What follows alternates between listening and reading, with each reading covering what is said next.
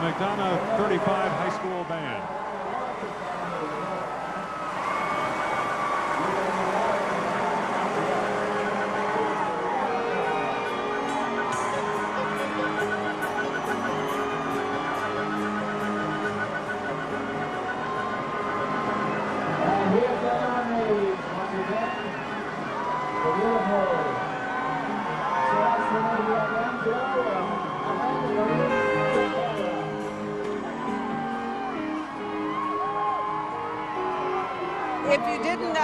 If you didn't recognize those guys, that was the rock band Styx. Plus 30 years. Yes. But they were having fun, you know. It's always fun to see the celebrities come in. One of the guys on the and I should know who he was because that, unfortunately, that was my era. But right. One of the Styx band members had his digital camera up, obviously in video camera mode, shooting the crowd and being a spectator. For them, this is really an odd event because they've really never seen anything like it. I was talking to one of the Journey members the other day, and I said, "You're accustomed to crowds, right?" He's like, "Yeah, but I don't think I'm ready for this one."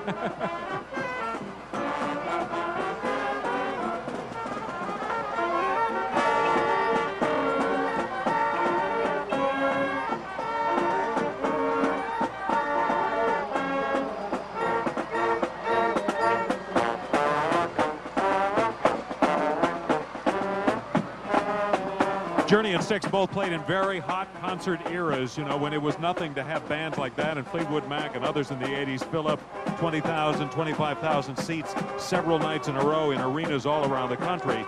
But I dare say that they have not experienced this kind of crowd. Absolutely they haven't. And there's Taylor Hicks' float.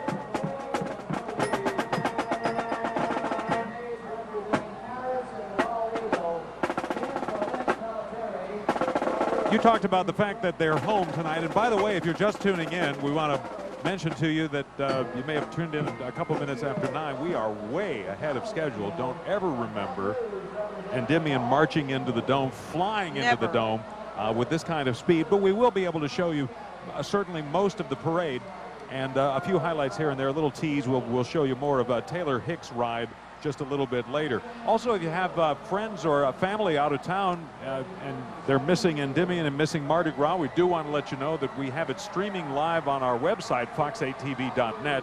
So if somebody is not among us anymore in the aftermath of what's happened in the last year and a half, then we do want to let you know that that's available to them. Let's go to Rob Masson at Gallier Hall.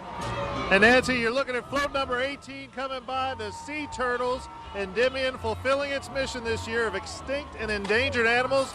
And we had about a 40-minute gap here a few minutes ago, and it was almost float number 17, the dinosaur float, which was extinct. They had a major flat tire at the beginning of the route, from what we understand. There was a long gap in here, but it was of no matter to the folks that are gathered here at Gallier Hall. They got a great sound system over there behind us. Captain Charlie, the DJ booth, has the whole place going. The stands are as full as I've ever seen them down here. It's just a beautiful night for the parade. As you can see, we've got incoming bombs as usual as these guys fulfill their motto of throwing until it hurts. You could just tell that they've got a huge crew out here, 2,300, 2,500, depending on who you talk to. We've got some people getting hurt up here with all the beads.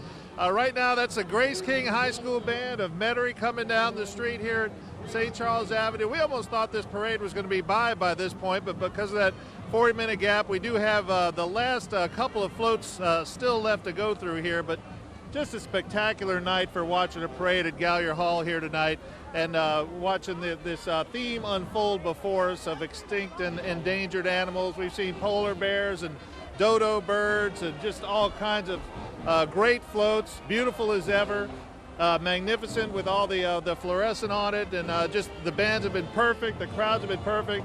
Haven't seen anything requiring a police action out here at all. Just a wonderful night for a parade here at Gallier Hall, Nancy and John. All right, thanks so much, Rob Masson. And Rob was talking about the endangered and extinct species, that theme this year. And I was talking to Ed Munez, who says I said, did this just come out of the clear blue sky? He said, no, it's something I've been thinking about for a long time. The last 3 or 4 years I've been thinking about it. And finally I told my parade float designer, let's do it before I'm an endangered and extinct species. So he's really pouring his heart into these themes, and I think this one really works. And you can see the maids, their costumes kind of are symbolizing like the parrot or the monarch butterfly, and both of those being endangered species. So, and you talk about the work and the effort, the thought that goes into it. I tell you, some of these floats are, we won't say a downer, but some of them are, they make a pretty big political statement. Yes. in a couple of ways about polar bears and global warming and that sort of thing. I don't know how much of it the audience really takes in. Blaine Kern, I was talking to the other day, and he lamented the fact that, you know, you work and work all year long, and it breaks your heart because nobody really notices the floats, but they do. They're there, and people kind of subconsciously know they're there, and it certainly doesn't work without them. And they become more and more spectacular as time goes on. You know, 1.2 million feet of fiber optic lighting, and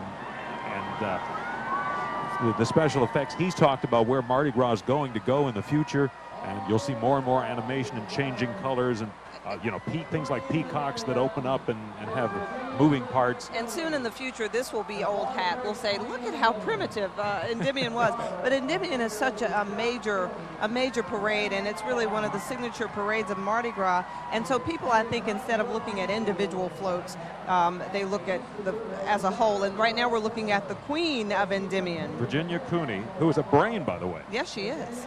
She speaks 3 languages. She went to college in Switzerland. And majored in European Studies and International Politics, also at New York University. She's originally from Birmingham, Alabama, so for her, this is also probably pretty amazing. Her family's probably been a member of the crew for a while, but to come here and be the center of attention in a dome with tens of thousands of people has to be really an incredible experience. And this feels like Endymion tonight. Yes. Endymion, of course, is back in the dome this year, having been in the home of Bacchus last year. And the parties, I don't know, I think they should have a different feel, and they certainly do have a different feel. This kind of the granddaddy of them all, the mother of all parties, and very much at home. Let's go downstairs and get a sense of the atmosphere. Darrell Green and Kim Holden are on the floor. Well, John and Nancy, you can see the party is already really started here. The Shaw Band is right behind us. We've already seen Journey, Styx, Taylor Hicks. And you know, I think the loudest applause came when the Saints float came in first. Absolutely. You know, when I got to the Dome tonight, there were thousands of people in line outside to get in, and I thought, wow, I knew this whole thing was sold out, but when you saw the people, you realized, okay, it's back in the Dome, the people are back, and I want you to take a look at this. Come see. Look at this. The crowd. Unbelievable. And it just goes 10, 15, 20 deep. These folks are here to party. This lady right here has been asking to be on TV all night. Hi! I am from here, born and raised here, forever and ever, generations past. Mother, grandmother, never left, and never will leave. Are you glad we're back in the Dome? I am so glad. It's beautiful here. Look at this place. It's gorgeous. So glad to be back here. All right, well, have a good time. We'll see you in a little bit. So you see, Darrell, these people are ready to party. Yeah, it really is. As a matter of fact, we got one of the acts coming in here right now. Kim, you know Rob from the Top Cats. Everybody, oh, I kissed you again on TV. How many years in a row has he kissed me now? I don't know. It's been a few years we've been joining this. It's great. This is Rob Schulte, lead singer and drummer for the Top Cats, and of course he's part of the entertainment tonight. What an awesome ride we had through the streets uptown. It was awesome. It was a good time, man. How would you gauge the crowds? Packed down St. Charles. We came down Canal Street, made that turn, and we just busted and like shout, and the whole crowd was like, you know, yeah, Mardi Gras. This is nothing like last year. This feels like old time. It's so great to be back in the Dome. You know, last year we went to Convention Center, and then, you know, to be back in the Superdome, had the New Orleans Saints right behind us. Right. Hanging with Joe Horn was awesome. I think more people are excited about the Saints being here than anything, huh? Oh, we played Who Dat over and over again. We couldn't play it enough. And the crowds were so loud, screaming Who Dat. And Joe Horn, they were right behind us the whole time. Now, you rode this whole parade. You played tonight? Oh, we played 4 hours straight. Wow. I'm ready to play some more. All right, well, we're going to hear more of that in just a little bit. Thanks, Rob. Same to you. So you see, the people are here. It's going to be the craziest extravaganza ever. I'm saying that on record right now. I'm down with you. John, Nancy, back to you upstairs. All right, we don't know if we can do any research to prove that, but we It's a believe you. bold prediction. Let's go down to Patrick Evans and see what's happening. John, Nancy, good evening, everyone out there. This is how you have to do it during Endymion. I was walking down here along the floor. Someone put these on me. I have no idea who it is, so we're going to try to find out. First, hi, how are you? What's your name? My name is Agnes, and I'm from Austria. Agnes from Austria. Yes. Is it first time here? No, I actually lived here for 4 years, and I love Mardi Gras. All right, love Mardi Gras. Back here, what's your name? I'm a brother. I'm Valentine. Valentine, also from Austria. How about you? I'm a local, Nicole. A local Nicole. From where, Nicole? From New Orleans. From New Orleans. All right, we're going to go down here a little bit and tell me your name. I'm Trini Cannon from Slidell, Louisiana. Uh-oh, live TV there anyway. And how about you? What's happening, Lynn? Oh, not Len. See, we got to leave you. You called me the wrong name. How about over here? Cannon. Oh, man. Oh, they're the wrong person. How about you? Where are you from? Houston, Texas. Houston, Texas. What's your name? Kelly. What brings you out here, Kelly? My husband. A husband. That's succinct. All right, let's go down here. You can see along the ground here, Archbishop Shaw, the Eagle Band performing Marrero. Another group down here. Kai, over here. What's your name? Kristen. And where you from? New Orleans. Having a ball? Yeah. What brings you out here? Just want to have a good time. All right, how about over here? What's your name? Michael. Michael, where you from, Michael? Balchase. Why are you coming down here today? What's that? Why'd you come out here today, Michael? Oh, I mean, where else would you want to be right now? Why is it so important to be here today, especially? I mean, seriously, you got the whole formal setting right here. It's Endymion, the best parade of Mardi Gras, and it is Mardi Gras in New Orleans post-Katrina. There's nothing else you want to be. There's nowhere else you want to be right now. All right, Michael, I think Michael kind of summed it up as we still have some additional bands coming in, some additional revelers, some additional partying. John, take it away back upstairs. We're going to have a little more fun down here. Back to you.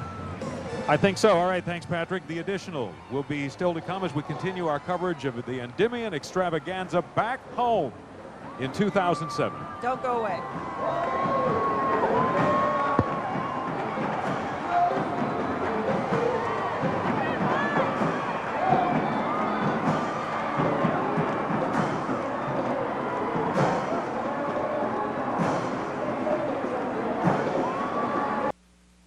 You're watching the Endymion Extravaganza, a Fox 8 News special. Welcome back to the Superdome, the Endymion Extravaganza 2007. And we have learned tonight that Mayor Nagin is either an American Idol fan or he does his research because he knew a little bit about Taylor Hicks and his shtick. One of 63 million people who voted for Taylor Hicks to win American Idol. He had a little crosstalk with Taylor tonight at Gallier Hall. Let's take a look.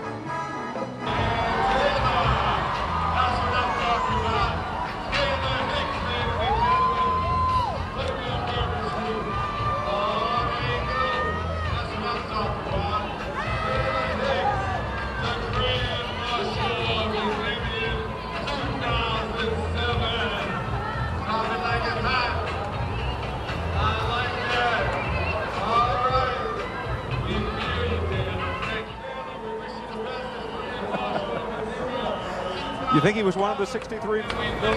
Absolutely. You're watching him toast right now. Taylor Hicks really knows how to boogie, and he is considered one of the hottest bachelors by, I think, Time Magazine. So People Magazine. People Magazine. Which is a Time publication, Yeah, so okay. close enough. Well, you know, he made the observation that he is from Alabama. He has been to Mobile, so he had tasted some Mardi Gras. But Yes. he was fully aware that this was just a whole different dimension. You know, historians would concede, many, that Mobile was there first, but this is, I'm sorry, America's Mardi Gras. Let's go down now and check in with Mitchell Andrew. That's right. Look who I found. Lieutenant Governor Mitchell Andrew here, and he is dancing up a storm tonight. Great time. It's a lot of fun. I tell you what, you don't come to this every year, but obviously this year is a big year being back in the dome. Well, every couple of years, and it's been great. The crowds tonight, the captain told me the largest he's ever seen, and he said everybody was having a great time. And I caught my share of beads, I promise you. Already. Oh, it was great. Hey, throw me something, mister! Now, do you have any feel yet for what this Mardi Gras is going to be like for New Orleans? I mean, I know we're saying 90% hotel occupancy, and obviously so many more people are coming back this year. What is your feel? Well, I think it's going to be a tremendous success. It's going to be bigger than last year. I was on the street all day, really down on St. Charles and Napoleon, where the family section was. I had more families out there than I had seen in a lot of years. And people were having a great time, obviously. We know how to pass a good time, yeah? You glad to be back in the Dome? Oh, absolutely. It's terrific. We're having a blast. All right, Lieutenant Governor Mitch Landrieu, thanks for joining us tonight. All sorts of dignitaries in the crowd. We're going to have an interview with Captain Ed Munez coming up in just a few minutes. He's standing by for us, so we'll bring you that as soon as we get him. All right, thanks, Kim Holden. Mitch Landrieu wearing his hat as State Tourism Director, which is one of the responsibilities of the Lieutenant Governor, and obviously a job that has a lot of challenges in this day and age. You know, I made the observation last year on Mardi Gras Day that to me was the first day, as much controversy as there was about having it, the party, that to me was the first day where it felt like New Orleans. Yeah. On that most unique of all days in America, there is simply nothing like it. It to me was that was the sense I got from it. Although I did have a mother of school-age children say, no, the first day that felt like New Orleans was when the kids went back to school. A mother would say that. But I do think that as a celebration of New Orleans, and Mardi Gras always takes on that dimension, that there is an element of that. I don't think that, as the night goes on and as there are more adult beverages that are consumed, I'm not sure that's omnipresent on everyone's mind, but I think it is a context that is sowed throughout this celebration, throughout this parade season, and maybe especially this event, that this is a celebration of all things that are Mardi Gras and all things New Orleans. And you know what? I think it's a celebration of all things that are normal to us. To us, this is normalcy. And to get back in the Dome and to get back into the spirit and to throw me something, mister, Katrina gets farther and farther away. That was Fox 8's Chris Franklin, who you may have recognized, morning meteorologist who was up there on the top deck, who looked like he was enjoying his ride. And throughout the course of the evening, we'll be checking in with some reports that Chris filed along the way. He's forecasting sunshine and beads falling from the sky. He did that last year, and I think he's better at it now. I think he's got some form. It's like a kid in a candy store. Rob Masson talked to us earlier about the fact that one of the floats had broken down. One of the issues they've got is when they take off, they have so much weight now, not just the riders, but the hundreds and hundreds of pounds that each guy seems to bring along. And as they get more and more generous, and you get into the Dome and they've saved up, it's long past hurting. Throw till it hurts. It hurt miles ago. It hurt. But let's check in with one of the reports that Chris filed along the parade route. Now, we're obviously coming to you from much earlier in the parade than what you're watching right now. We're still coming down Napoleon, and we're getting ready to make the turn onto St. Charles. So it usually starts to slow down a little bit is what I've noticed.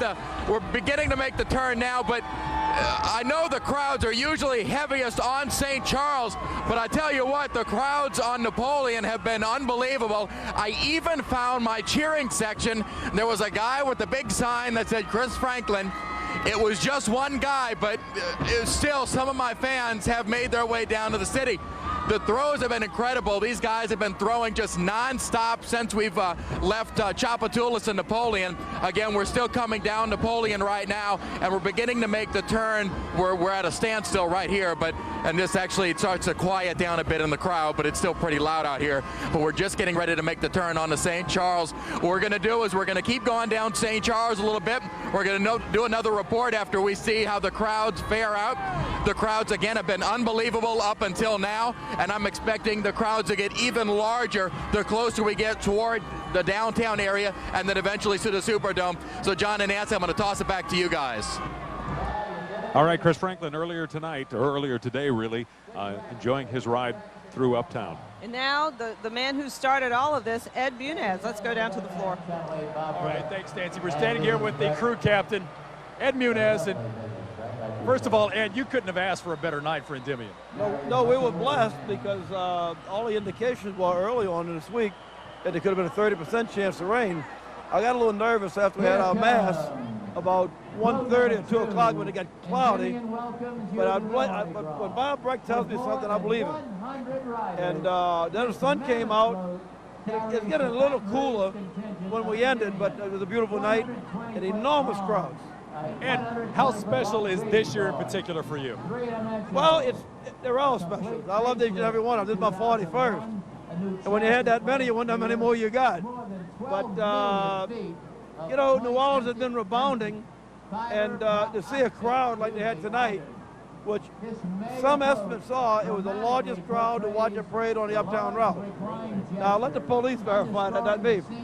But I know traffic could not move on the other side of St. Charles because the people were all the way across the new median to the other side of the street. And Uptown has been wonderful to us.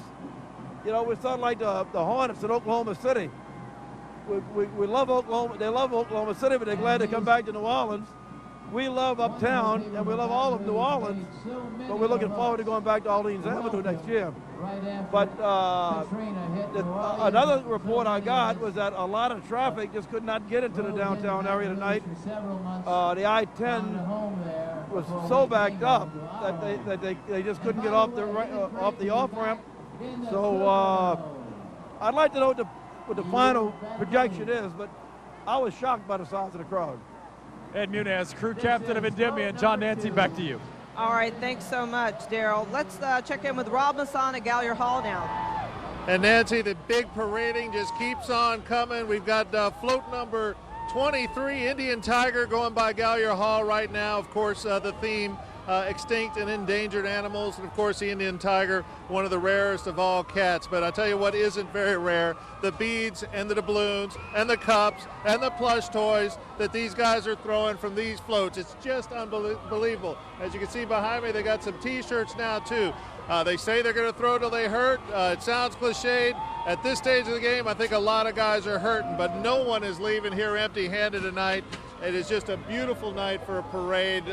Perfect weather, a little bit cool, just under 60 degrees it feels like, but as you can see, the beads are just coming in here at our stand at Gallier Hall, a perfect place to watch a parade.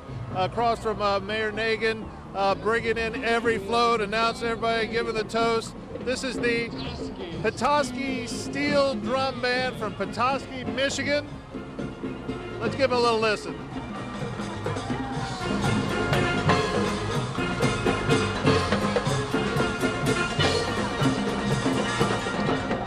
We used to see a lot of military units doing this steel band thing, but I haven't seen too many this year. But thank God for Petoskey for coming through for us, because we love the steel band influence in Mardi Gras. But we had a little lull in this parade, about 40 minutes for a flat tire. It's unbelievable that they would have a flat tire, because we got to look at the undercarriages of these things a couple of weeks ago, and they're built to handle a ton of weight. But they hadn't phased in all the heavy undercarriages yet, so I don't know if Float 17 had that undercarriage in place yet or not, but it's pretty unbelievable that any of them would have a flat tire, because they use solid rubber tires in most of the newer floats.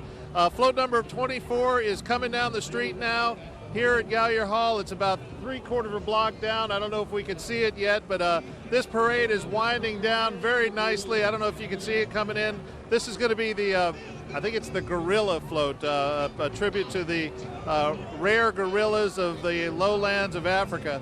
And as you can see, the crowds down here are just as thick as they can be. In between the floats here at Gallier Hall, we've got a pretty good sound system.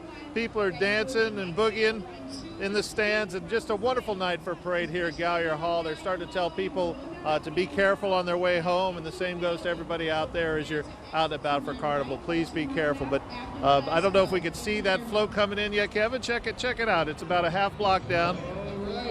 This is float number 24, the Lowland Gorilla, coming up St. Charles Avenue, Tor Canal, passing down in front of crowds at Gallier Hall that are good 15 to 20 deep. Just about all of the stands have been full here tonight, with people from all over the country having a great time watching the parade. Absolutely wonderful night. This float is fairly typical. It looks like a typical for Endymion, not very typical for most other parades. It's a two-part float, it looks like. Out front you've got the big gorilla carrying out the theme, and then in between, you've got about 70 to 80 guys having the time of their lives. And as you can see, although this parade is a tribute to everything that's extinct, beads will not be extinct here anytime soon. These floats are just loaded down with tons, thousands of beads. As you can see them raining down towards us now, it's what Endymion is all about. They pride themselves in throwing as much stuff as they possibly can. Let's see if we can get something. Hey guys, throw me something! Throw me something! Not quite, there we go, over our heads. But there's the Coast Guard truck, and we see the back units of the NOPD now carrying up the ranks, and that's going to be it for Endymion this year at Gallier Hall. Thanks to the Coast Guard, some of our first responders about a year and a half ago, having a much better time now than they did back then. But just a wonderful night for a parade here at Gallier Hall, and now the party will shift gears into the Superdome for the big extravaganza. These units will probably coming into the dome in about 20-25 minutes. John, Nancy, enjoy them. We look forward to it. Thanks so much, Rob. All right, thanks, Rob Messon. More of our coverage of the 2007 edition of the Endymion Extravaganza in a moment.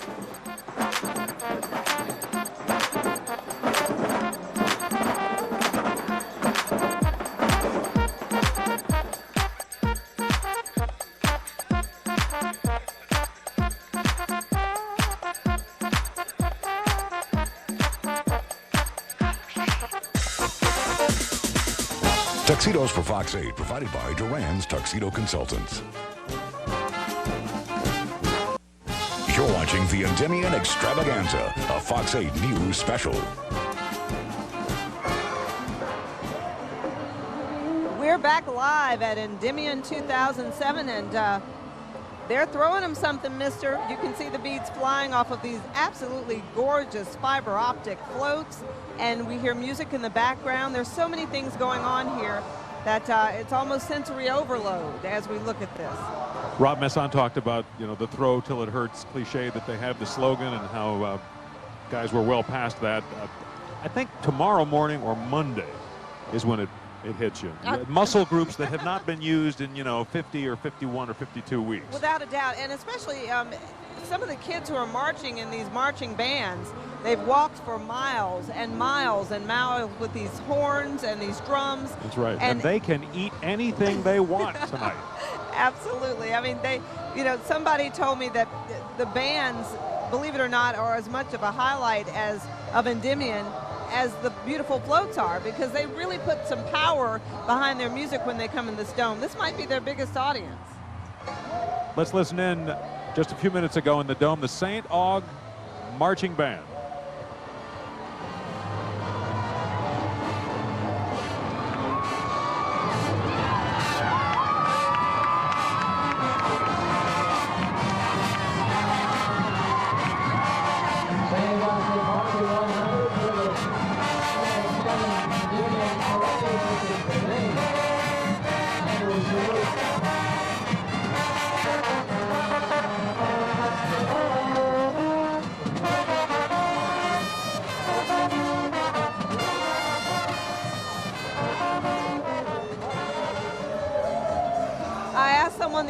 A few minutes ago, what's the highlight of the parade for you? This was before the parade started. He said, when the marching 100 come in, it makes me chills run down my spine. And I think that's true. The maker of this parade, Blaine Kern, who is with Kim Holden. I'll tell you what, it's not really good to be standing with Blaine Kern when the float's coming through, because everybody knows Mr. Mardi Gras here, and they are just bombarding him with beads. Thanks for joining us tonight. This is a wonderful, wonderful parade every year, but this year, endangered species. Tell me about that. Well, we tried to bring attention to all the incredible, beautiful animals and insects. In fact, our world is threatened. So this is an honor, trying to stop some of the whatever's going on, the snow leopards. You have all kind of animals throughout the world, but it's a beautiful parade. And this is a magnificent crowd, and we are back. Mardi Gras is making us back, darling. Yes, we are. Now tell me, what was your favorite float to make this year? Oh, my God. I do about 400 floats. I don't know. Each one's different themes. I don't have any favorites, none. No. But I watch every one being built, every prop. I walk through my dens, watch the guys working. This is year 6-0 coming up. Wow. And you are still kicking. I love it. I've been sick for 5 days. I had a touch of the flu, fever, blisters, and everything. I'm okay. The doctor said I could go out. Well, you look great. Tell me this, as far as Mardi Gras goes, I know you're extremely busy all the way through Fat Tuesday. What do you do the day after Fat Tuesday? I lay in bed, try to go fishing as soon after as I can. But now I formed the foundation. Watch what I'm doing, developing the whole West Bank, helping every first responder in a big way. I'm gonna throw a party like this for Halloween. And I'm gonna create a creature that's gonna walk, and everybody's gonna want to go for the fireman and the policeman for the rest of my life. And you don't just do Mardi Gras in New Orleans, you do Mardi Gras all over. I had 6 parades today, a mom's ball there. I'm in Japan, Korea, China, Atlanta, wait a while, Galveston, Trio, I don't even know where. Do you ever stop? No, and I'm never gonna stop either. Thank you. Blaine Kern, thank you so much for joining us. Mr. Mardi Gras, John Nancy, back to you. All right, thanks, Kim and Blaine Kern. I was with Blaine Kern about a week and a half ago when he was talking about that foundation that he's creating for police and firemen. We'll talk a little bit more maybe later on about this big party that is an extravaganza type event that he plans around Halloween. But I can confirm for you that he never stops. Just a bundle of energy. Yeah, it's the Mardi Gras is a fountain of youth, without a doubt. As we're looking at, just kind of get the picture and sit here and relish the picture. You're seeing people, grown people, acting like children, which is really fun, and the beads are just flying. Soaking it all in, about 10,000 to 13,000 of them tonight. And we'll be back with more of the party in a moment.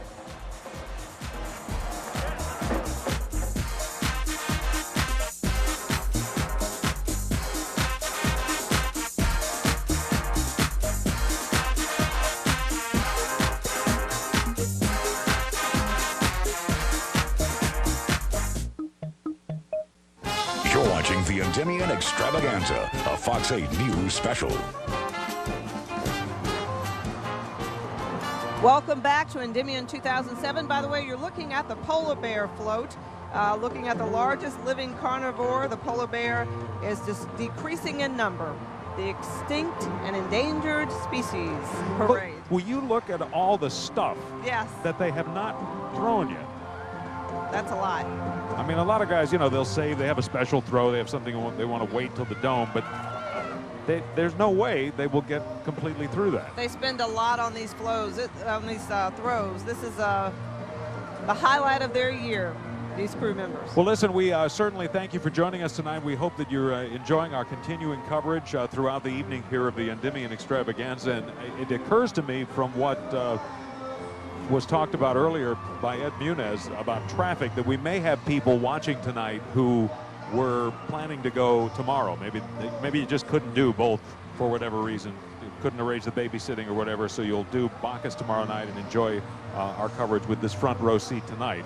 Ed made a very good point. Mayor Munez, Captain Munez, made a very good point about traffic. The interstate coming in really from both directions. I know, Nancy, you came in from the West Bank. What was the Pontchartrain Expressway like? Well, it wasn't so bad coming into the city, going into town, going across the bridge into New Orleans, it wasn't bad. Going back the other way to catch the parades, it was a mess, bumper to bumper to bumper. So you don't want to do People that. trying to get to St. Charles. Trying to get to St. Charles Avenue. The point is that the interstate was just absolutely jam-packed. I took parts of Airline and was fine, and then I highly recommend if you're coming in from the west, and I came in from the east and then ran an errand and came in from the west and I got off the interstate and just gave up on that and kind of took Orleans Avenue over near the station, but came back the other way. Earhart was fine. There are ways, even for a Saints game in the future, there are ways to get off Earhart and kind of go behind the Times-Picayune and down the Broad Street ramp and And getting on some of these side streets tomorrow, if you have that luxury, depending upon where you are, and you always, you have to plan this strategically because you have to consider, okay, how do I get out of this mess and when do I leave?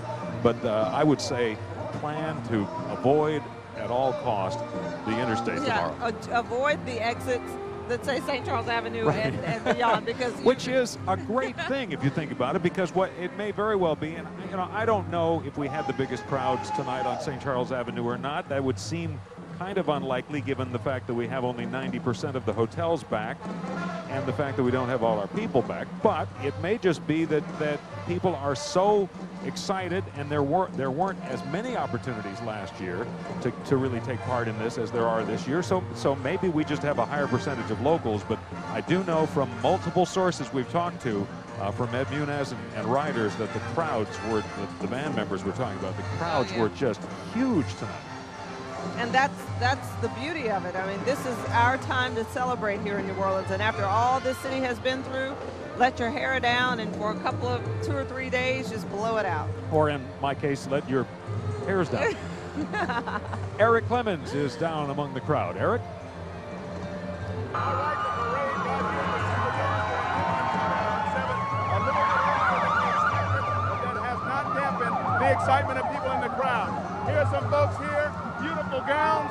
We're going to be looking for the best gowns all night. What's your name? Where are you from? Martha Lockie, I'm from Luling. All right, now, how does it feel what to did she have say we're doing Endymion back here in the Superdome once again? Oh, it's fantastic. Last year was just nothing compared to this. It looks like more people are out and everybody's having more fun than ever. Nothing's deterring you from coming, right? Oh, absolutely. It's cold, but we're having fun and we're hot. There it is. So a lot of people having fun. One last question, though. The gowns. 2 gowns here. We're looking for the best gown of the night. Tell us a little bit about the gown. Who's the designer? Where'd you get it? Whatever. I got it from Dillard's. I don't know who the designer is. How about you? This is a lovely gown as well. Versace. All right. Versace. So we're going to be looking for the best gowns all night. It gives me an excuse to meet all the beautiful women that are here at Endymion 2007 and get kisses, too. Let's send it back to you guys. Go, Eric. Go, Eric. Go, Eric. Eric's having a great time. Versace. Okay. Okay, we'll take her word for it. You think there are some Versaces down there? Probably. I wouldn't 13,000 people, I guess. There Might must be be a about few. 4. I don't know. All right, as there is a lull here, the avalanche of throws have not, or maybe that's just a part of the building that's a little far removed. I do want to point out one thing. We usually, we're in safety here over in the end zone, kind of in the corner, and actually they have changed the seating arrangement. If you've ever been here before, the Endymion would come in and it would circle.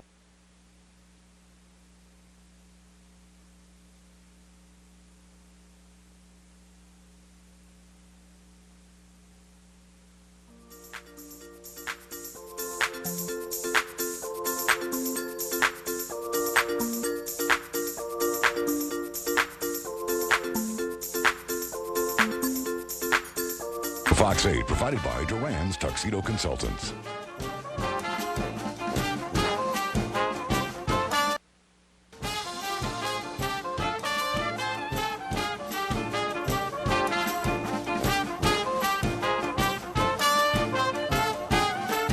You're watching the Endymion Extravaganza, a Fox 8 News special. Welcome back to the Superdome. We went away from you there for just a moment, had a technical difficulty, as they say in the business, but we've adjusted whatever knobs and whatever those engineer guys do, and they've performed their miracles, and we're proud to say that we're back. And we're back through the magic of television. You're looking live at Endymion 2007, and what you're looking at now is Captain Eddie's SS Endymion. This is the largest float of the Endymion Parade. Millions of fiber optic lights, and they're throwing till it hurts. And the Bucktown All-Stars band is actually perched on this float, performing while it rolls. It gives you an idea of just how big this thing is. Well, what they do sometimes is they'll kind of go around and then park it over on the side, and eventually, as the floats finally all of them come into the dome, they find ways to park some of them. There's a real choreography that takes place, and you said, I had turned my back, you said, here's the SS Endymion, and I said, well, that can't be right, because that's early in the parade. But the point is, there, you know, we're talking here about 30 big, huge, super floats. This thing, you know, Rob Masson earlier said, oh, gee, the gorilla is, you know, a block away, and the end of the gorilla is 3.5 blocks away. I mean, it's there is a float that I looked at the other day, the Proud Mary, the steamboat that they have in Orpheus, which is now 3 units, I believe. It took up the entire length of Blaine Kern's den, a rather large den that it sits in still in the West Bank. They still have the Orpheus den there. And they were talking about adding, one of the crew members talked about, you know, I want 2 more units on this thing next year. Blaine almost had a coronary, and, you know, the guy joked that, well, you know, the officer joked, well, if, you know, what I really want to do is get 4, but if I ask for 5, because there is not a tug of war, but, you know, there is a give and take that has to take place between Kern and the crews, because they want these bigger and bigger floats that have to be articulated, and they have to find ways to navigate through these not that wide streets. The real heroes are the guys who make these things turn. That is just amazing to me, and somehow they do it. I think this is about as big as they can get right here. Let's go down to Darrell Green right now with Derek Shepard. All right, thanks a lot, Nancy. Standing here with State Representative Derek Shepard, and well, you've had yourself a busy night. I've never seen you in velour before. This is my first time ever riding. This is awesome. I can't tell you. If you're at home watching this, you should be jealous. This is all that in a bag of chips. And I'm talking about, you know, the crowd, the people, everybody's festive. We're here. I didn't know that they actually throw in the dome as well as outside. So it's more and it's more and it's more, and everybody's here and everybody's in a great atmosphere. I love it. How important is this kind of thing for us right now? What it does is that it lets people know that not only are we to come back, but you know what? We can be the type of people who we all want us to be. Both black, white, West Bank, East Bank. Come back and say, you know what? We're going to build our community together well. And that's what we're doing. Not only that, but this is a big signal that, you know, we're approaching normal again in some respects. That's the type of thing that we're trying to do. You know, it's like going to a movie. It's like going back home. It's like going to a snowball stand. It's like going to get your pull board. This is part of our culture, so we should embrace it. That's why we asking everybody to come outside. Don't get hit in the head with a bee like we're doing right now. It'll make you feel good. It'll let you know that we're proud to call it home. All right, Senator Shepard, I'll let you get back upstairs to the captain's table. Thank you. So I just want to tell my mom, hello. Mama, I love you. Daddy, I love you. You should be here. Thanks a lot, Senator Shepard. You see, John and Nancy, it's not just the important people who say hi, Mom. Back to you. All right, I'm going to give a shout out to my mama. No, I'm kidding. On fox8tv.net. Absolutely. We'll have more of our coverage live on Fox 8 and on the web as we continue to watch the Endymion extravaganza. Endymion rolls into the dome in just a moment.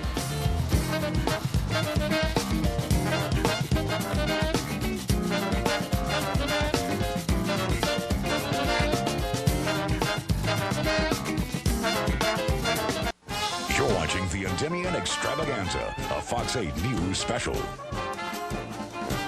Welcome back to Endymion 2007, and the Dome is saying welcome home to one of the greatest crews of Mardi Gras.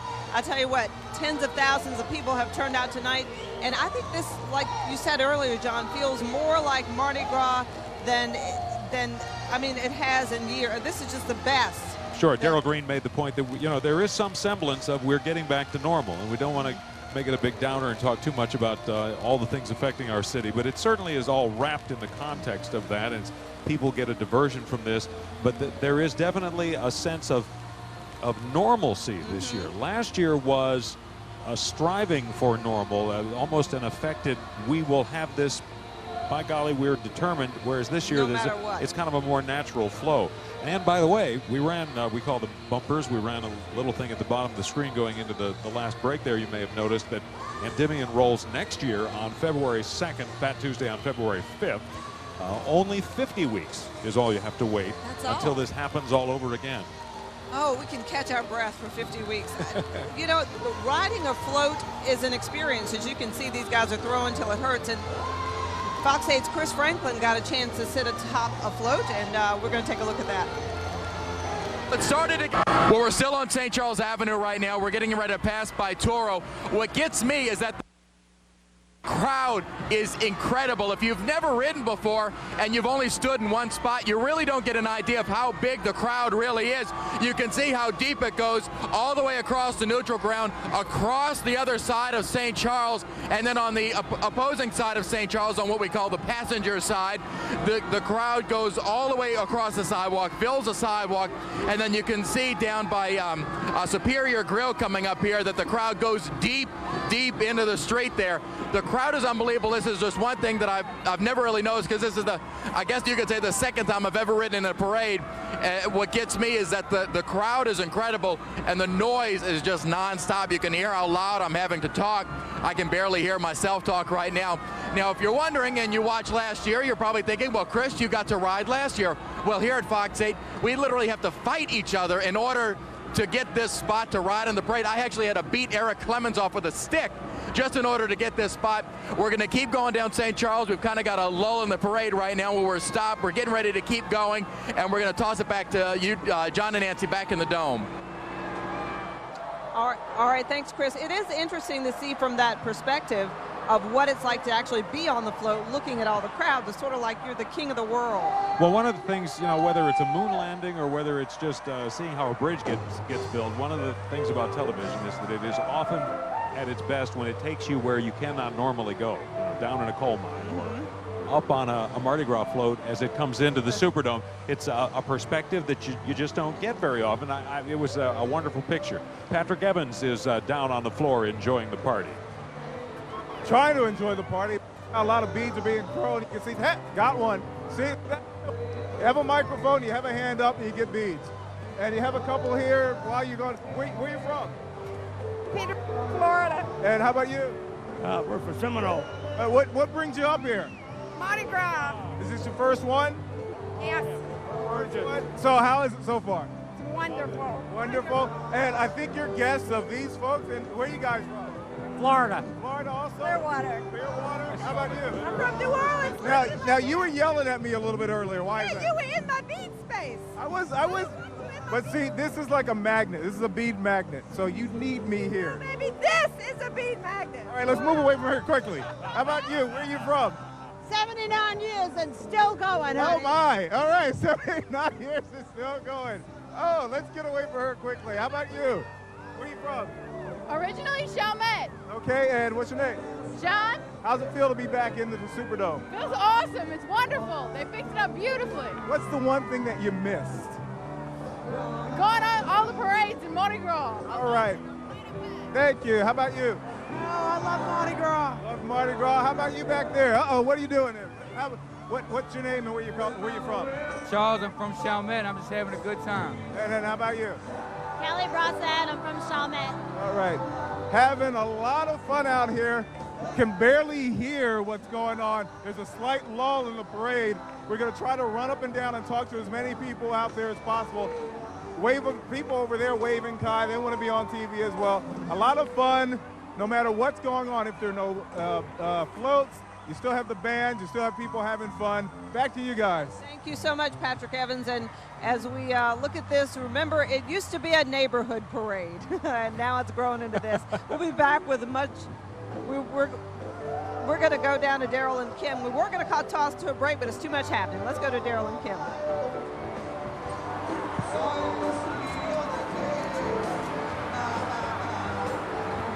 What?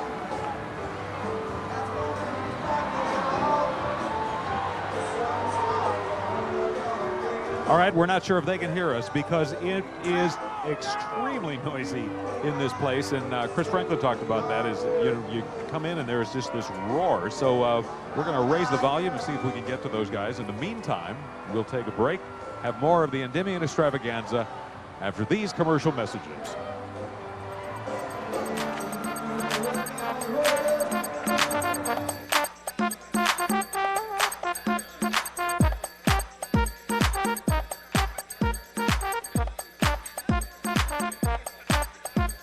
Tuxedos for Fox 8, provided by Duran's Tuxedo Consultants.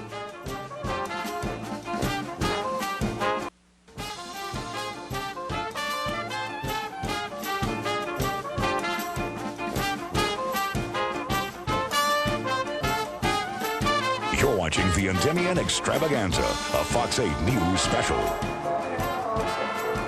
The mad scramble to unload what's left takes place as these guys nearly panic when they realize they've got all this stuff to throw. I wonder how much of it is recycled for next year because they can't give it all away. They can. I'm sure they save a bunch and just pack it away for the next time they'll throw. Let's go to Kim, Daryl, and Chris now on the floor and see what that looks like. Yeah, I don't know about you guys. I just got hit in the head with a sack of beads about the size of a chicken. Oh, wait, no. I'm pretty sure I have a broken finger. I have a fat lip. I know I'm going to have a bruise on my forehead. She got hit in the lip. It's crazy. Don't mention your nose. Don't forget And your it's nose. all your fault. Your nose was hit too. Oh, my nose is broken also. Yeah, your nose. And it's people like you. I didn't throw anything at you. I saw you and ignored you completely when I was up on the float. Franklin, how was the ride? Unbelievable. If you've never ridden before, it's a once-in-a-lifetime experience, although I did get to do it last year. So I guess it's a twice-in-a-lifetime. Twice in a lifetime for me. Yeah, for me. Compare this year to last year crowd-wise. Well, with last year being it rained out and it only rolled on that Sunday night, and we only rode in the convention center, to ride on the actual route, it was unbelievable. The crowd just kept getting larger and larger as we got further and further along St. Charles and then eventually getting downtown. The crowd was just incredible, especially when you got to Canal Street. And the big question is, how did you guys cook up a weather forecast like this? The weather machine must be really working well. Yeah, well, luckily I was able to jump start it. Bob messed with it, but I did get it to work. A little chilly out there, though. If you watch, you know I like cold weather. It was a little cold out there, but during the day it was beautiful. It's amazing what a little 2-in-1 oil will do. No, you were on the SS Endymion. Yes, right? yes. What was, I guess, the mind frame of the riders this year? Was it any different from years past? Yeah, they were excited. Something to note on the float that I was riding on was that it was the first real float in the parade. It was behind all of the maids and the captain and all of that. And then it's the SS Endymion. So we kind of see everyone. We see the crowd before anyone else does. We get to see them. In order to get beads, you got to come through us first. How many pounds of beads did you throw away this year? Did I throw? Yeah, just about, a guess. About 175,000. 175,000 pounds. Rough estimate. Rough estimate, yeah. All of them. You didn't have any But beads not left. to us. I didn't have any beads left. I saw Patrick Evans. What? You noticed he sped by us. Everybody else has stopped at least waiting. Right, yeah, you're right. Said, hi, Fox 8. Chris just zoomed by. I asked the driver to go a little bit faster past this area. Hey, my big question of the night, have you met Taylor Hicks? Is he here? You know, Chris, we're counting on you to get us introduced to Taylor. It'll be done. Consider it done. I'll get Taylor. If Taylor anybody and I can do are it, like this. If anybody can do it, Chris Franklin can do it. All right, John and Nancy, back to you guys. All right, I met Taylor the other day, if that means anything, and he really liked me a lot, I think. Maybe not. Everybody's dropping names around here. I know. He was very nice. But anyway, we're taking this all in tonight. Endymion first started rolling in the Dome in 1981, and for all these people, it feels like the first time, John. This is quite a celebration.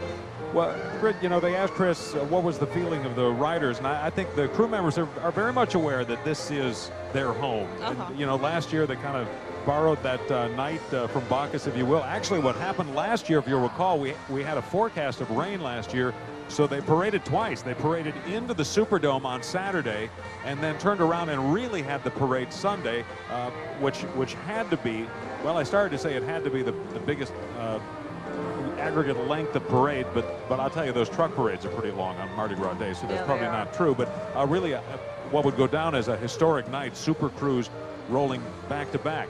Last year was a recovery, a Band-Aid year for them. This year, they're home. Next year, they really feel like they're coming home because next year will be, if everything goes as anticipated, the return to their mid-city route. They are a super crew that is in touch with its roots. You know, the 155 guys, and I think they barely had 70, barely qualified the first time as a parading organization. By the time they rolled the first time, with a salute, by the way, to the Saints as part of their parade. It was incredible. The New Orleans Saints on that first parade had not yet played a game, but they are very much tied to the mid-city area, and certainly from a business standpoint, the businesses that are along the parade route out around City Park, you know, really want this back. And the neighborhood very much wants this back. The whole Samedi Gras festival that they have on Saturday, people parking out their lawn chairs and their tents and spending the night out in Mid-City, and waiting for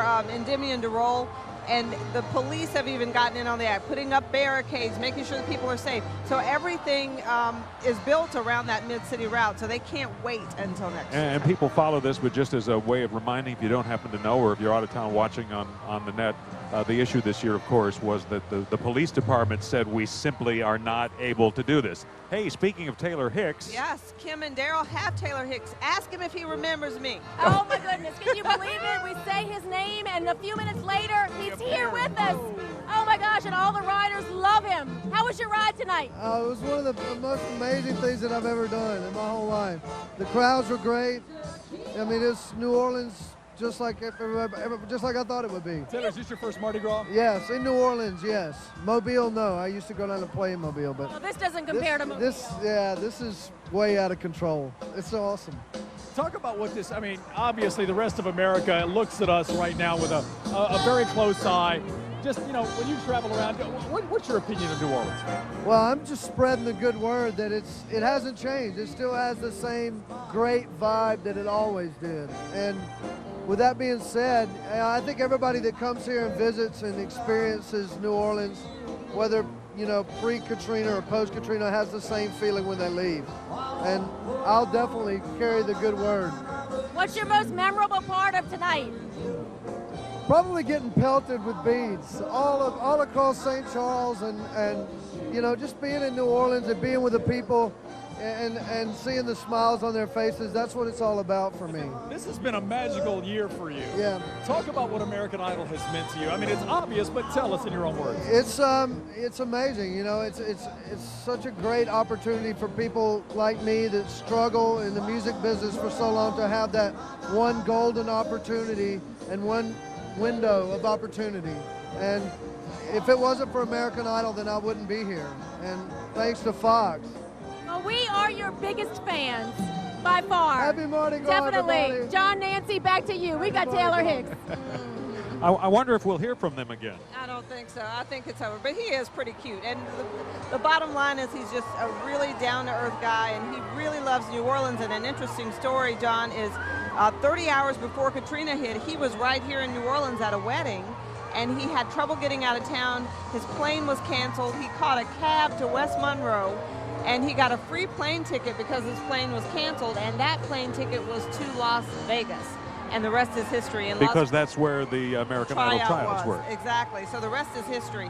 I think in some strange way, because of Hurricane Katrina, that may have been a way for him to get to Las Vegas in a strange twist of fate. You know, we can't always tell with television. I have not met him, but my impression is he seems like a pretty nice guy, and that it hasn't gone to his head. It has not gone to his head, and he seems down to earth, and he's really wanting to help out any way he can in New Orleans for the recovery.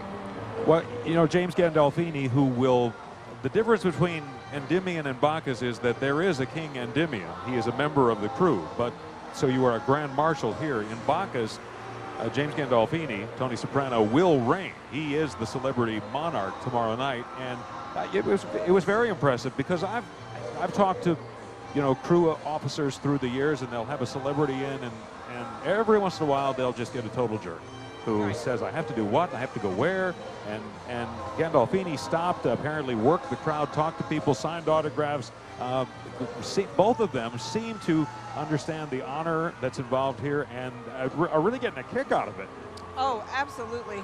Taylor Hicks said that by going to the Mobile Mardi Gras, he kind of knew what was in store, but he never imagined that it was all of this. And the guys from Journey that I talked with yesterday said they knew Mardi Gras as a whole, but they never knew that there were crews. They never knew there were organizations that put together all these parades. They didn't know the first thing about it. And then they meet Ed Munez and see the super crew, and they went, wow. A concert unlike any other they've ever staged. We'll be back with more of our coverage of the 2007 edition of the Endymion Extravaganza coming up.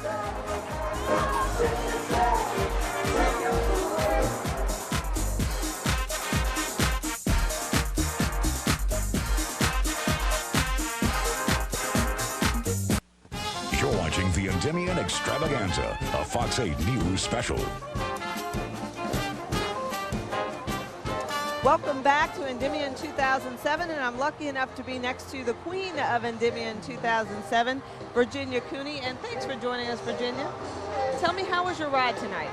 It was incredible. Aside from the chill in the air, it was absolutely unbelievable because of the crowds, and of course Mayor Nagin's toast to the crew and to me. It was unexpected and unbelievable, and an experience that I'll never forget. Well, this whole Mardi Gras thing is really new to you and your family.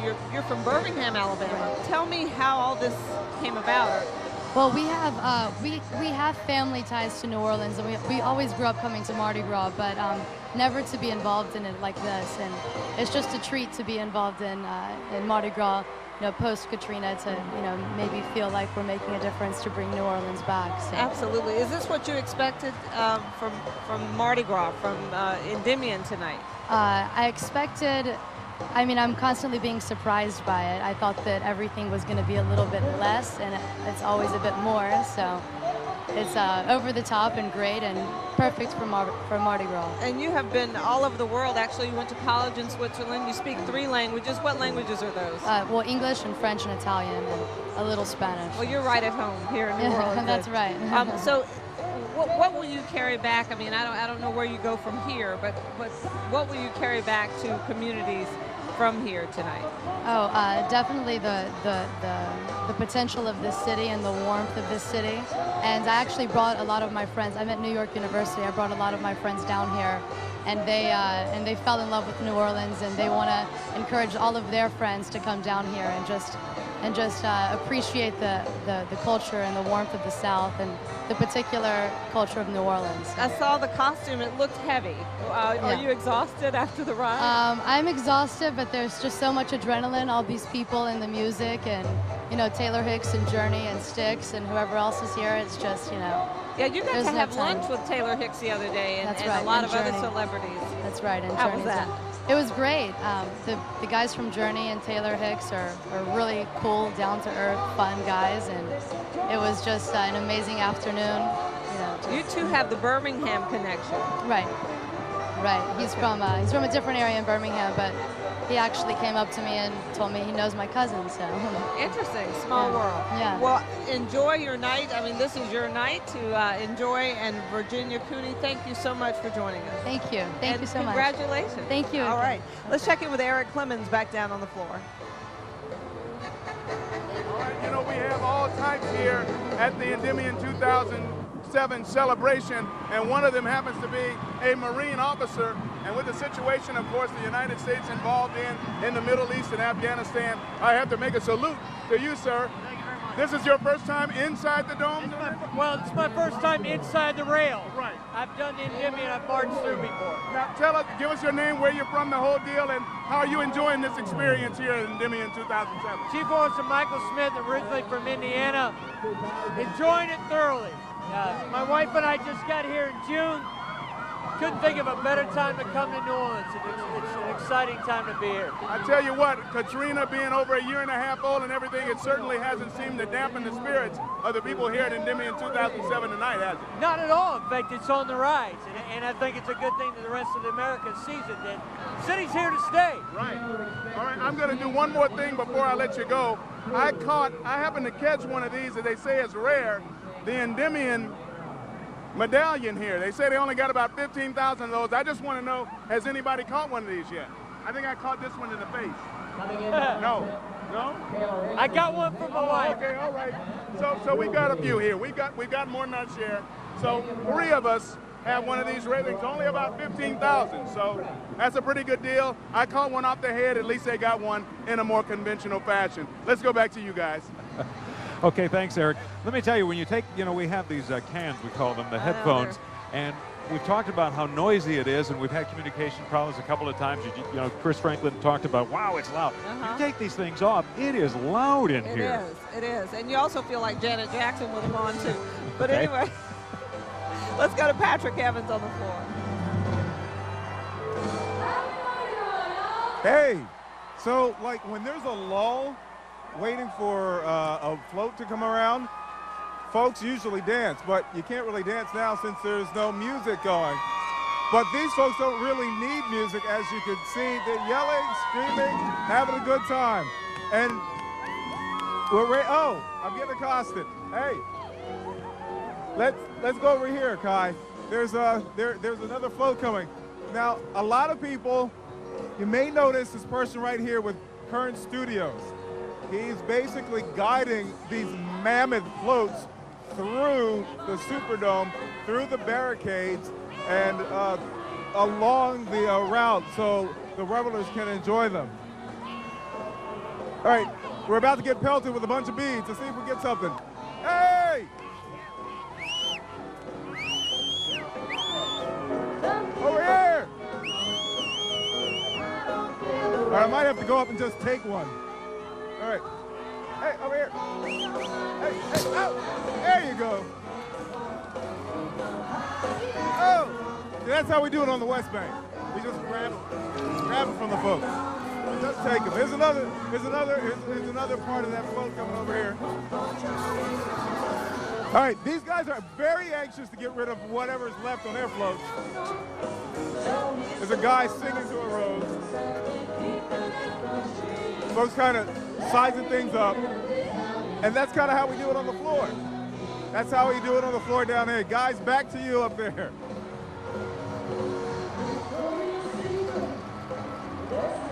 All right, thanks so much, Patrick Evans. Patrick almost had to go to one of the local hospitals with the beads that he may still, although he was working it pretty good. He was. Let's go back along the parade route earlier. Chris Franklin filed a report as they made it around Lee Circle. Well, guys, we just passed underneath the underpass, or the overpass, I should say, and we're beginning to approach Lee Circle now. From my estimates, the crowd has gotten larger since we were out on Napoleon and Tchoupitoulas. It just keeps getting larger and larger and larger as we continue to approach the downtown area. And now, of course, you see all kinds of people. Dare I say, we've seen a couple of weirdos out here, but otherwise it looks like a fairly good group of people. We've seen a lot of locals, a lot of people you can tell have done this before, and also a lot of people that are from out of town. We've had a number of people. I've seen some signs from as far away as the Czech Republic and even as close as Biloxi, Mississippi. So we have people from all over the place here, and I've seen a lot of people that I know, family and friends, and have hit a few people with beads. But if you've never ridden in a parade before, I wanted to give you an idea of what it's like to actually be up on a float here. We're on one of the big super floats up on the double decker, the top deck, and I wanted to give you an idea of what it's like to actually throw the parade, the beads at people as they're screaming and cheering for you to throw them beads. So let's see if we can get a shot of me throwing some people some beads. We're going to go over to this side.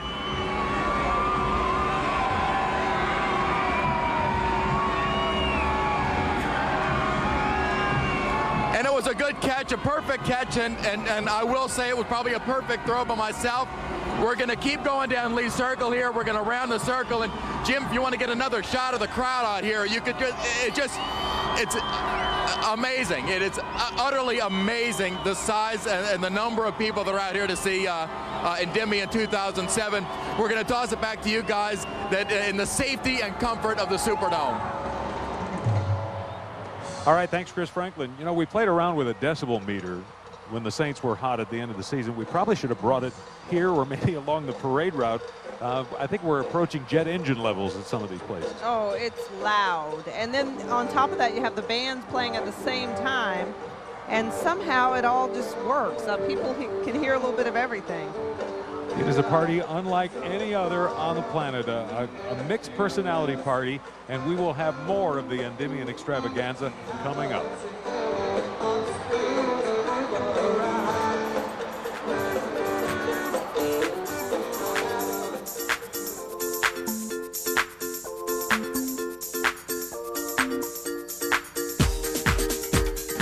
Tuxedos for Fox 8, provided by Duran's Tuxedo Consultants.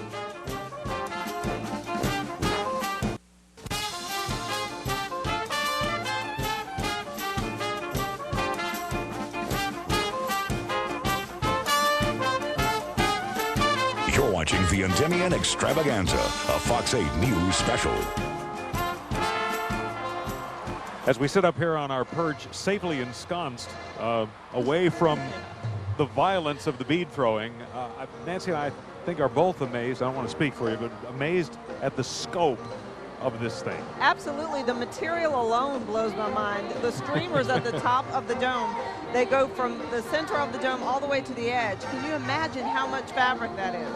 That's incredible. You talked about Taylor Hicks. It reminds me, you know, when out-of-town reporters come in, we told this story a few times in this broadcast over the years, frequently they'll come to newsrooms and they say, okay, who's in charge of Mardi Gras? And there is, of course, the mayor's coordinating committee, which is kind of in charge, and the mayor is certainly in charge ultimately in the city council of the laws and the rules. But it is a party that happens as a part of a culture where there's no one person or even one committee in charge of it, which I think is something we take for granted, yet people who are outsiders find it astonishing. There is simply nothing like this anywhere. It's almost like spontaneous combustion Yes. with a lot of planning, you know, a lot of neighborhood groups. And a chain reaction after that. It's really amazing, and this is what it's all for people to let off some steam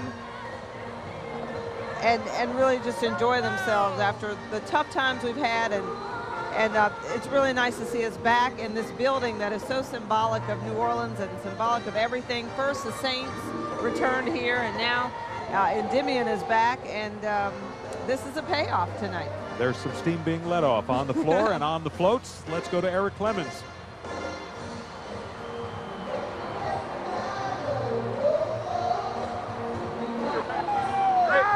Right here on the news. You glad you're back in the dome this year? Hey, this is great. New Orleans, #1 always, right here. Dirty, dirty New Orleans, right here. You haven't hit anybody too hard with beads and stuff, have you? Hey, all love. Mardi Gras is in effect right here, right now.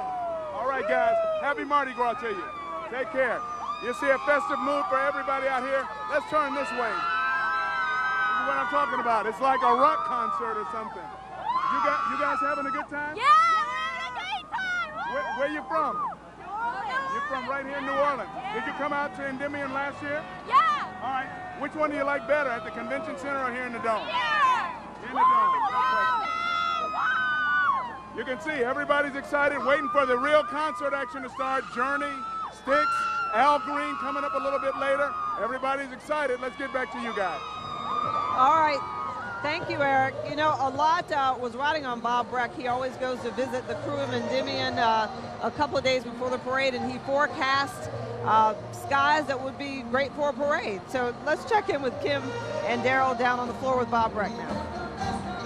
All right, and hey, John, hey, Nancy. We are down here, and sorry for the little delay in getting the camera up and rolling, but that float just passed, and, you know, they saw Bob. And you know what happens when they see Bob, because Bob gets all the credit for the good forecast. Well, at least Chris Franklin took some of the credit this year. There's complaints about the forecast? Chris Franklin took some of the credit. You're kidding me. Of all the rudeness. Could you imagine? That young man, well, I'll tell you, tonight is a great night. And Chris Franklin, you're out of here. I just got to tell you, I'm standing, they put me next to the police chief of Harahan. He's 6 foot, maybe 9. He's a huge man. By the time it gets to me, I have no beads. I got to have Brenda up there to get all the beads. They're not thrown at me. You've had a pretty good relationship with Ed Munez and the crew of Endymion over the years. So for you, you have a special tie with this crew. Well, years ago, they asked me to come on Tuesday night, their last main meeting before Mardi Gras, to give the parade forecast. And so I started doing it, and it was like for 20 years, I was never wrong until last year. A much different picture, though, than last year. I mean, all the way around, from the route to the atmosphere in here to the atmosphere outside.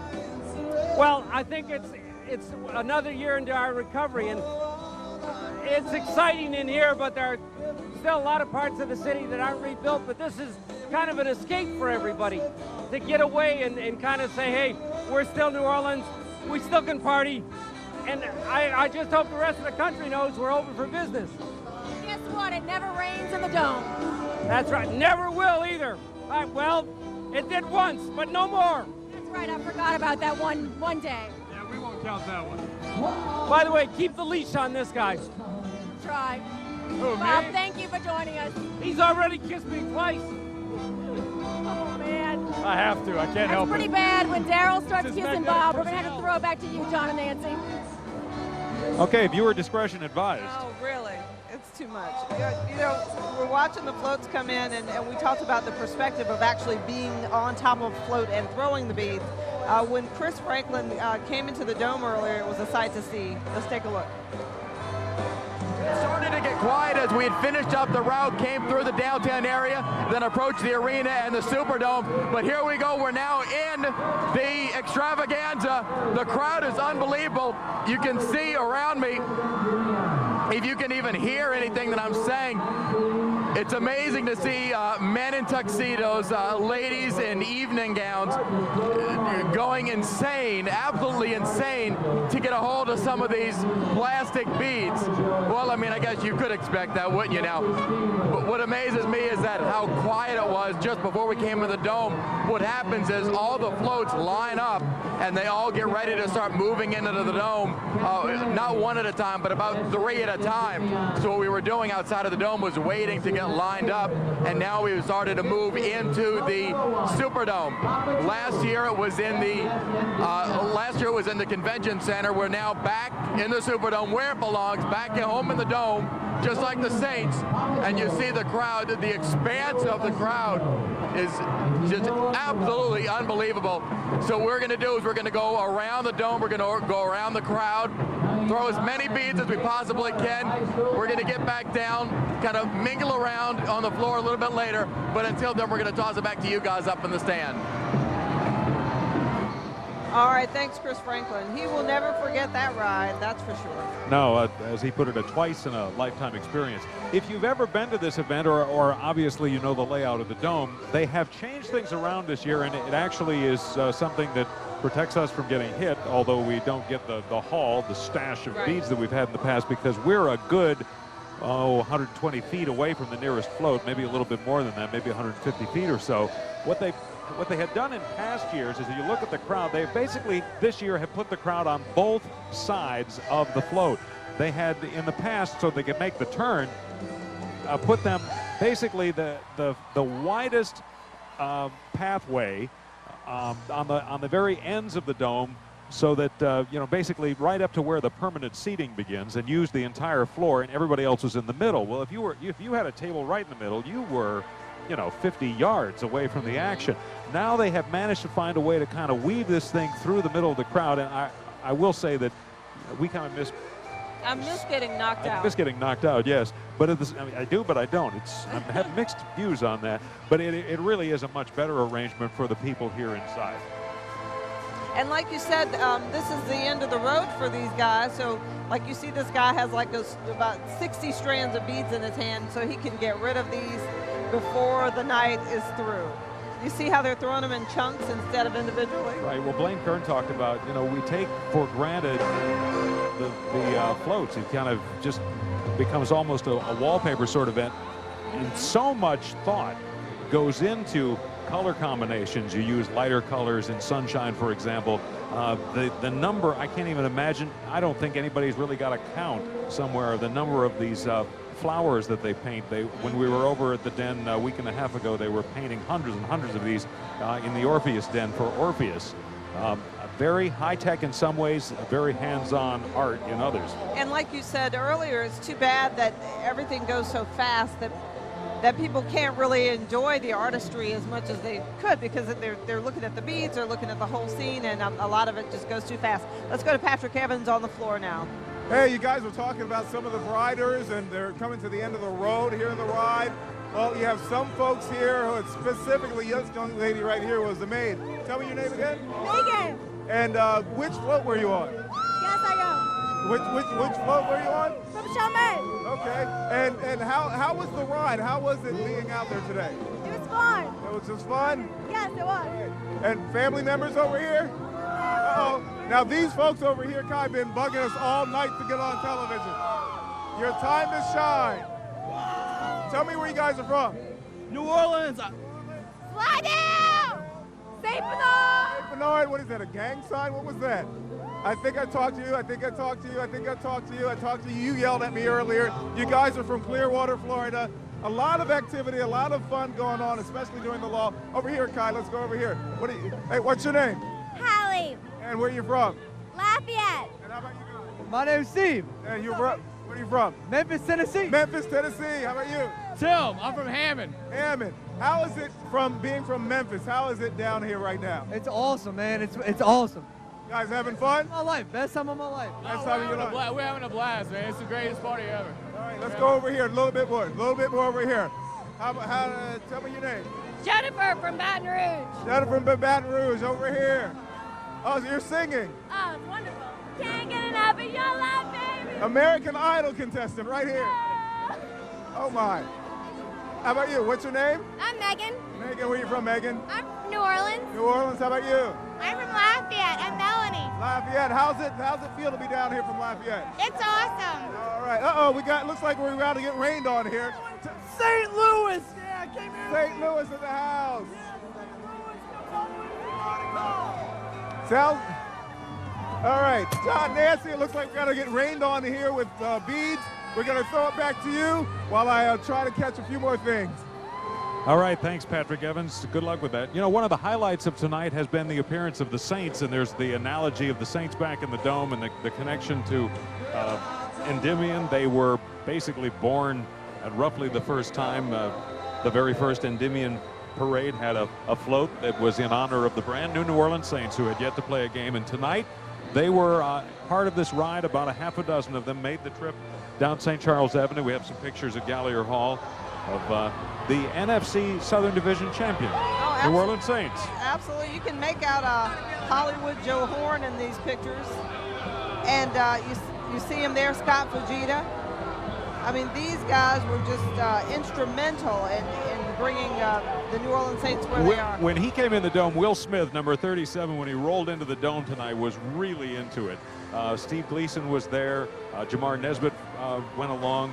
Jeff Baines, a couple of the linemen who, you know, Reggie Bush and Deuce McAllister and Drew Brees, the skill players get the headlines, but those grunts, those guys down on the line, really had a terrific year and were a big part of the story. And a couple of them were honored too. And of course, Joe was injured, but people love him so, and he has become sort of the mouthpiece of the Saints. And when he came in, people cheered and he blew kisses and threw beads, and so it was a really neat night. I don't think he threw any cell phones. No, but they said that he might. Well, on their script, on their official Superdome Endymion script that gets read here, but I think that was tongue-in-cheek. Take a look at this picture. Talk about endangered species. Look, the crocodile wouldn't make it. The Chinese alligator wouldn't make it in the Dome. You know, we had that crystal clear blue day. I guess it was yesterday or the day before. Just, you know, severe clear, as Bob calls it. I was driving down St. Charles Avenue, and the sun was glistening as the beads were in the trees. And I thought, you know, I wonder how many months it will be. It takes 12 months. Almost the whole calendar year before they finally fall out. Yeah, I've seen them before just hanging there. Some of the sights and sounds, we'll just listen in for just a second.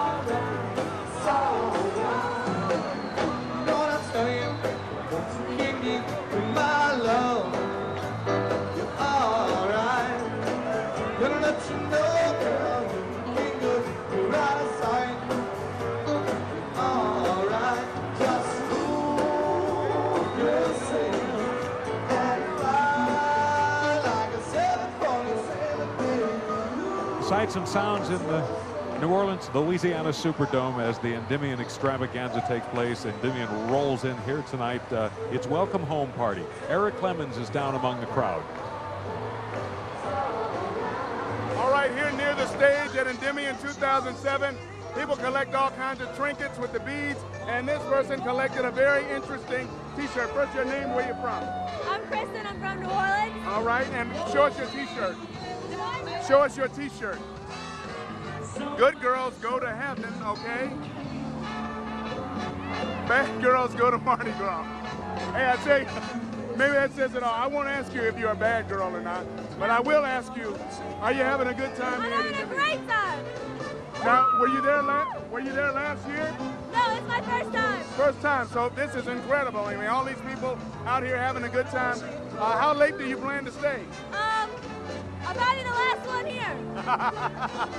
Now, okay, come here. You can come in too. Come in, a friend. What's your name? Where you from? I'm Sal. I'm from New Orleans. All right. Now, you saw Journey go past. You saw Taylor Hicks. You saw Styx. You know any Journey songs? Yeah. All right. You gotta do it for us. You gotta sing me a couple bars of your favorite Journey song. Okay. Won't stop believing. Hey, pretty good. American Idol material here. We're all having a good time here at Endymion 2007. Let's send it back to you guys. Okay, thanks, Simon. Oh, wow. I don't No, know he if- was nicer than Simon. He was. I don't know if they'll get any calls from Fox right away.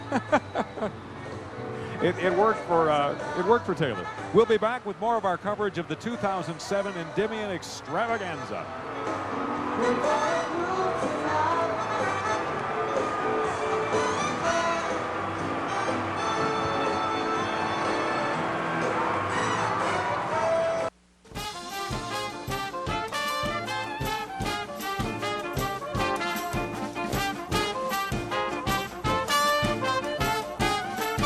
You're watching the Endymion Extravaganza, a Fox 8 News special.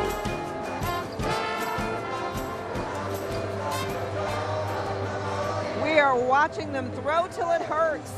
The very last of the floats now entering here, and we will tell you that the Carnival organization in Endymion was nice enough to loan us these because we didn't catch these from up here. No, we didn't. We missed that from Or last anything year. else, come to think of it. I know, but I'm going to get some beads somehow tonight. But anyway, these are some of the cute throws that they have. Look, this thing is like a puppet. It kind of says hello. In fact, we missed it. We have a little feed that we watch, and just before we came back from the commercial, there was a lady who had gotten 2 of those. Yeah. These are special throws. You know, there aren't that many of them, so it's a little coveted. Well, The house is a rock. don't come and knock. Anyway, so enjoy. Let's see some more pictures of this parade.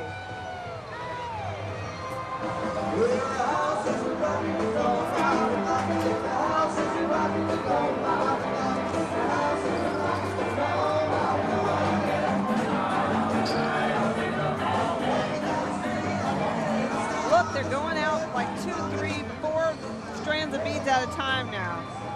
Dunking this last gasp of air for Endymion floats as it makes its way around the dome. And if you have been out and about, I imagine we probably have a few people getting home who live near the parade route who maybe have caught the parade earlier this evening in the last part of it. They know that Gorilla, the largest of the apes, is also the last of the parade. The final float tonight, float number 24, part of the Endymion endangered and extinct species theme that they ran tonight with just a little bit of political overtones to it, although you know, it's just some fabulous floats, and I continue to be stunned by how much stuff these guys have left. They just, you know, they start grabbing just armfuls of it.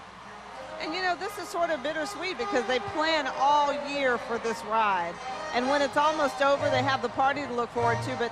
But this is great fun because for a few hours a night, you rule. You know, everybody's looking up at you, everybody's waiting for what you're going to throw, and you are the star of the show. In an anonymous sort of way, it was kind of funny to watch Ed Muniz, who, you know, they're not one of the more secretive organizations. Everybody knows Ed Muniz is the captain, but he kept the mask on for the interview. He lifted up the little flap just so he could talk. And then probably took it off. Here's a close-up view of these fiber optic lights. We just missed the really pretty part, but you can see so much goes into You know, this. just a million or so feet. Yeah. And you talked about how they have had a crush of activity.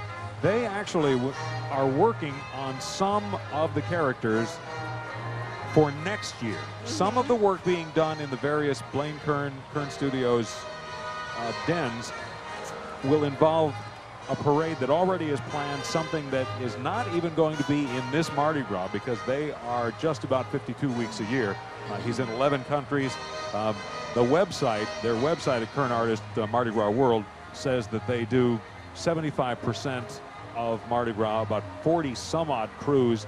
They claim to be the world's largest float maker, which, given the number of parades here, would certainly seem to be a plausible claim.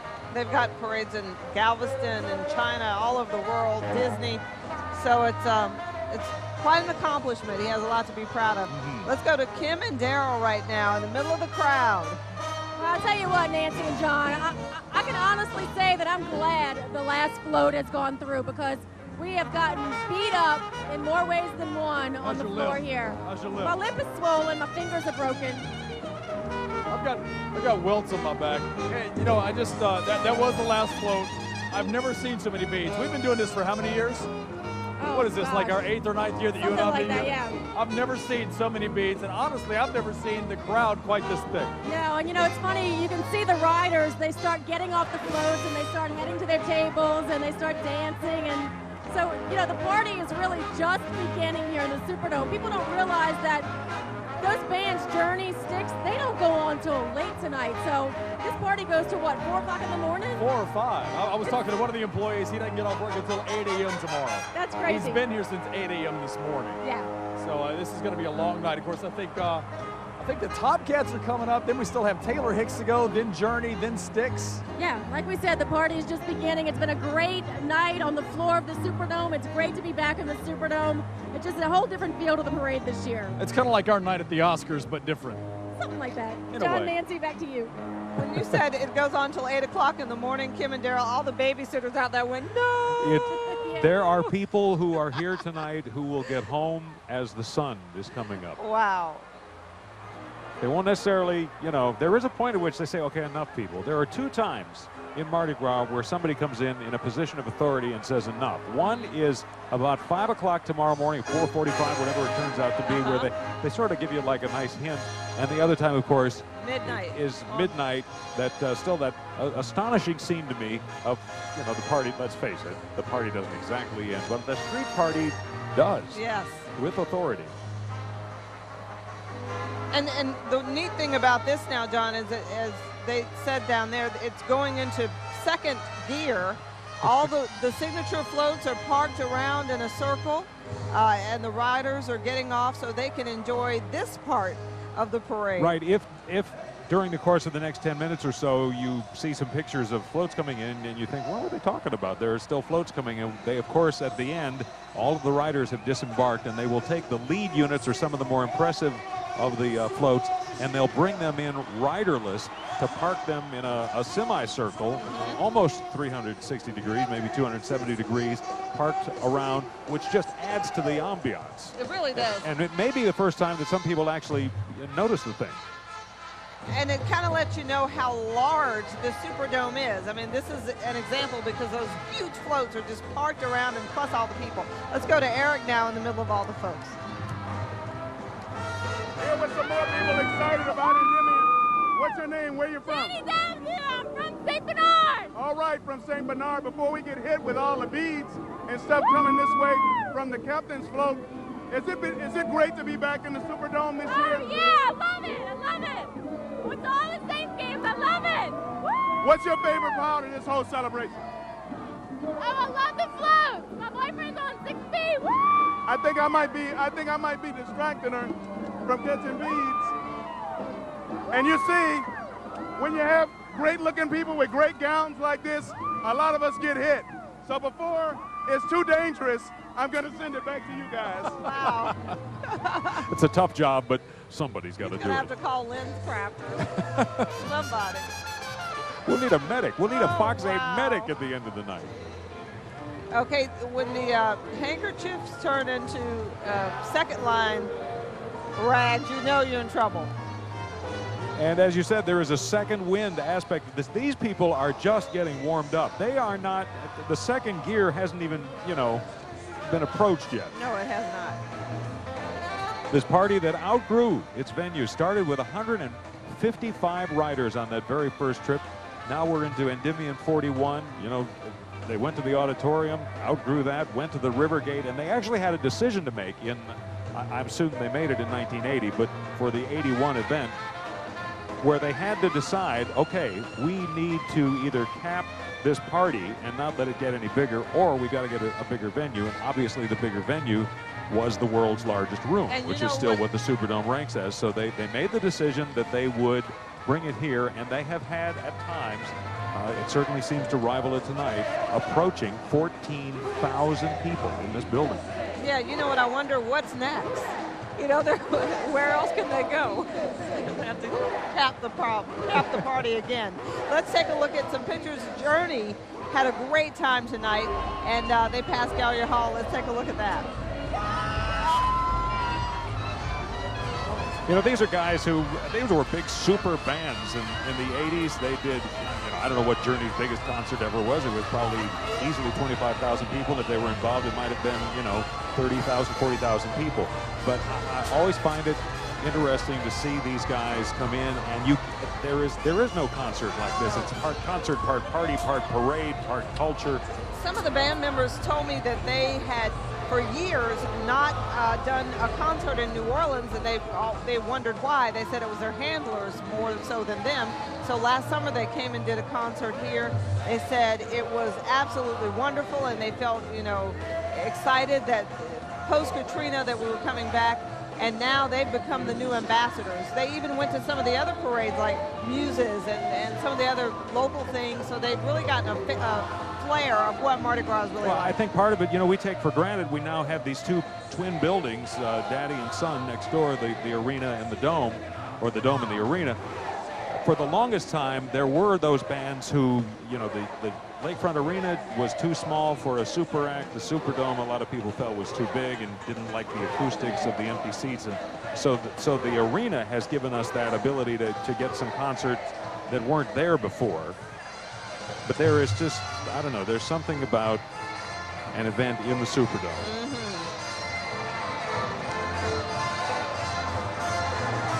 As people let their hair down, as the parade, the float part at least, is finished, we're going to go to a break. We'll come back with much more of Endymion 2007 in a moment.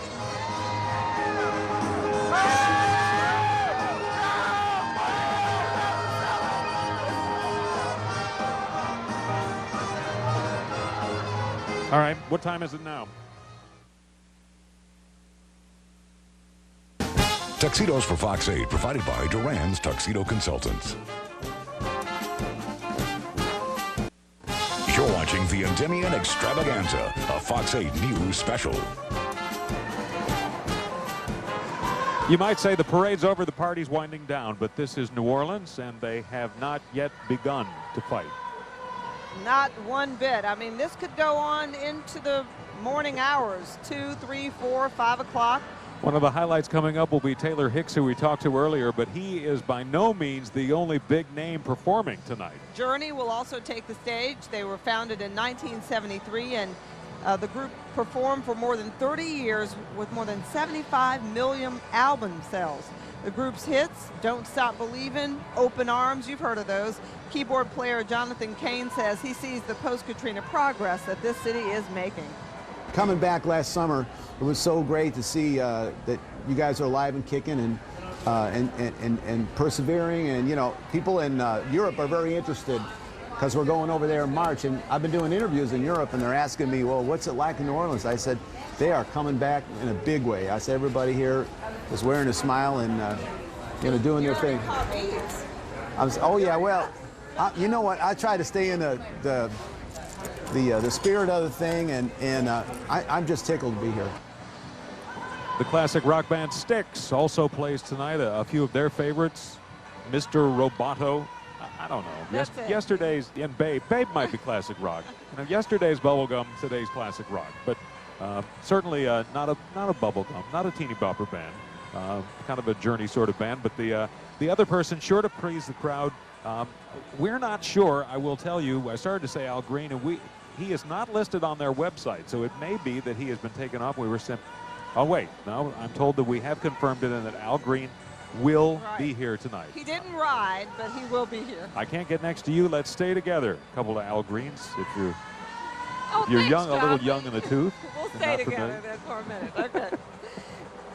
Okay. Endymion, we talked about the history of this event, and let's review that just a little bit. Endymion evolved over the years. In the early years, the crew ended its parade at the New Orleans Municipal Auditorium, but the crowd grew every year.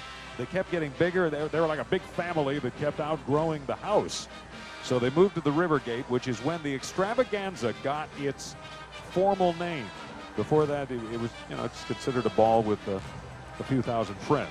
Now, thousands of people. We don't know the official tally tonight, but they have had times in the past when the total attendance approached 14,000 people, and this seems to rival that. Yeah, it's the old saying, if you build super floats, they will come, and they have come tonight, and we're looking at just the band. Let's listen in to some of this great music.